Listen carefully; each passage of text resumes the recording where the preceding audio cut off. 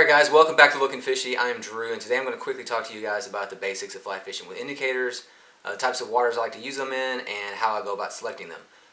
Also want to make sure I point out that it's super important to carry a variety of indicators. If you're going to be nymph fishing, you're going to be covering lots of different types of water, and really there's not one perfect indicator. So let's jump into it and make a video.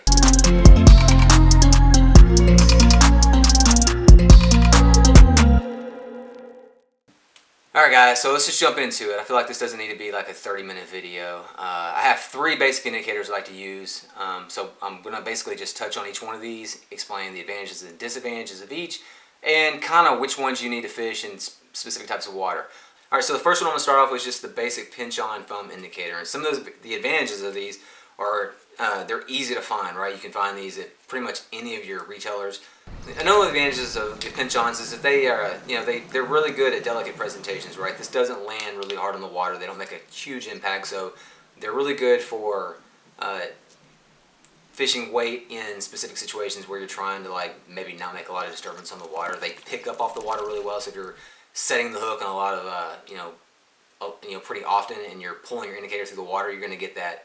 With some of the bigger bobber style, you can get that plunking noise, which spooks fish. These come off the water a little bit easier than that. The other good thing is they float a lot of weight. I mean, this right here would easily float, 2 beadhead nymphs and some shot. You might have to add 2 of them on there.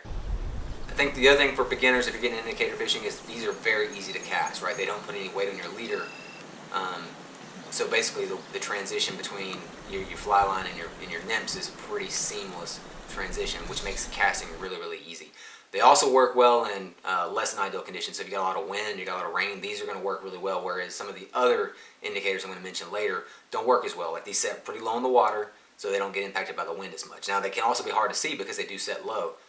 And they're easy to attach, right? They're just foam, they have a little adhesive on them, you just wrap them around your leader. But like I said, you don't get to adjust them as often, which is the other 2 indicators I'm going to mention adjust really easily, and you can move them up and down on the leader all the time. So for something like this that might cost $3 and you get 20 of them, you only get 1 use out of each one. So over a year, that cost kind of adds up, and which is kind of why I use these as in a transition between, or what I'm going to cover next is the Airlocks, and the third one, which is my favorite right now, is the Dorsey indicator. And those 2 slide up and down the indicator, and you can use them all the time, but they don't work in all the conditions. So I think it's important to have foam in those days where it's kind of windy or it's kind of rainy, or you kind of know where the depth's at and the transition's at, so you're fishing the same depth all the time, and you're not having to make multiple adjustments. Alright guys, so we'll just move on to the next one. These are probably my favorite for a long time until I got introduced to the Dorseys about a year ago. And they're just your bobber style. I prefer the Airlocks, and I'll touch on that a little bit, but basically your thingamabobbers, your football style, any of your round, super buoyant, pretty sensitive, but they make a lot of impact on the water. These are all the same, kind of in the same family. So for me, the biggest advantage for Airlocks is that you can adjust these super quick. They just have a locking nut on top of the thread here. You just loosen it up, slide it on your leader where you need it, and you tighten it back down. Super quick and easy. If you're fishing nymphs and you're fishing different water types and you're transitioning over depths, it's really, you want to be able to just slide that up, which is what you don't get with the foam, because once you move that, it won't set back down. It loses its ability to stick. These right here are great at doing that. You can loosen the thread or loosen the nut, slide it where you want it, tighten it back up, fish that that depth you want, add some shot, take some shot away. Great for all that kind of conditions. One of the other advantages is they're pretty sensitive. I mean, if you're fishing some faster flows and the fish are a little bit more aggressive, these are really great for those types of situations. I don't like them for really, really sensitive presentations. When you're fishing still water, these tend to have they just need a lot of pressure to pull them down, right? If you're thinking about it's floating across and there's a lot of pressure to pull something this big under the water. If a fish is just sitting in some calm water, it doesn't have to grab your fly and move. It's just kind of like the fly will come in and it'll spit it out before this ever registers strike. So these aren't great for delicate presentations, which is when I go to foam or the Dorsey indicator.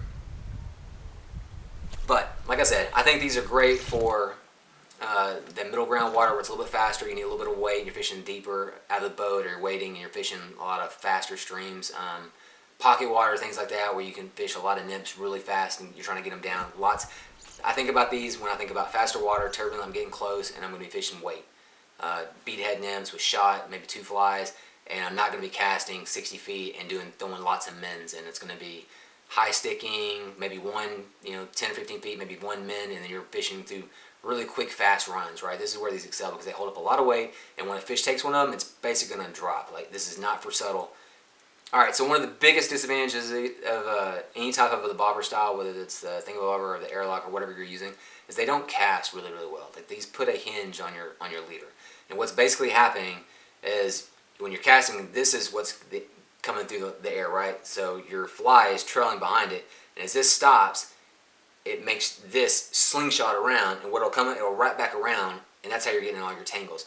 The easiest way I can tell you to cast something like this when you put a hinging or something heavy in the middle of between your leader, between your flies and your fly line, is to open up your loop, make it a long, like, slow your casting down and try to open that loop up so that these things aren't getting close to each other. If you try to cast really tight and your thingamabobber or your airlock is really close to your flies when they come through, as soon as that hits and it creates that bouncing effect and that hinge, it's going to slingshot this forward and make it want to come back around. And that's how you're going to get your tangles. If you slow it down a little bit and let it just kind of, almost like you're plopping it out there, and just kind of open your loop up and cast really, just make it more of a, delicate kind of casting.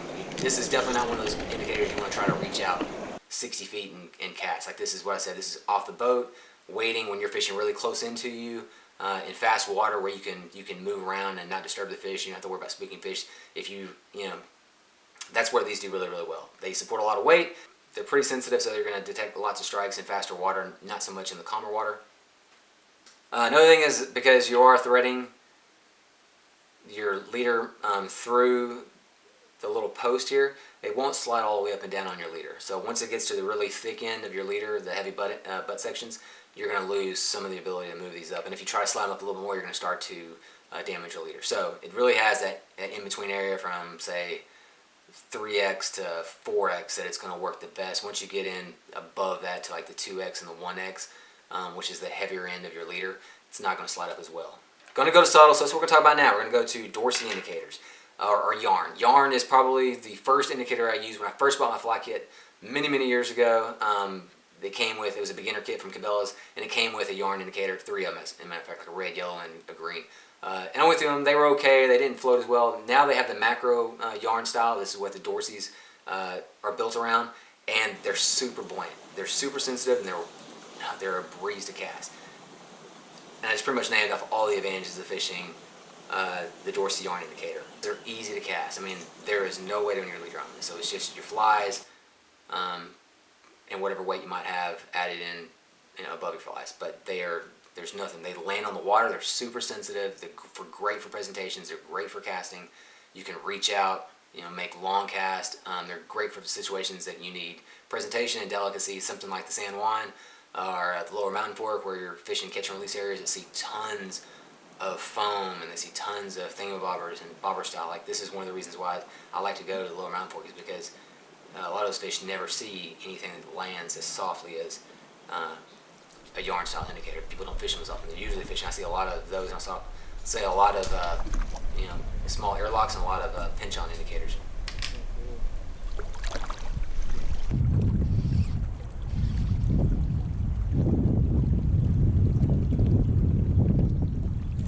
Surprisingly, it floats a lot of weight. I was really shocked by how much weight it would hold up, and it's still really, really, really subtle when it lands in the water. Like, there's no splashdown, there's no lift off with these. Another one of those things, they're easy to put on your leader. It's just a rubber band.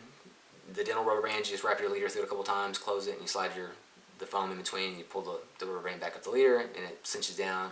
Since these are just rubber bands that hold these on, they adjust really easy up and down your leader. As long as you have knotless leaders. If you start building your leaders and you're adding knots, you can see where the rubber band will catch when it hits the knot. All right, so some of the disadvantages of the yarn indicators, the Dorsey, for example, is it's not readily available, right? These are not commercial. You're not going to find these in any shops. You're going to have to make them. So if you're in a fly tying, you probably have the materials you need already, and if you're not, you're probably going to need a buddy. So biggest disadvantages I find with the Dorseys is that they're not great in the wind.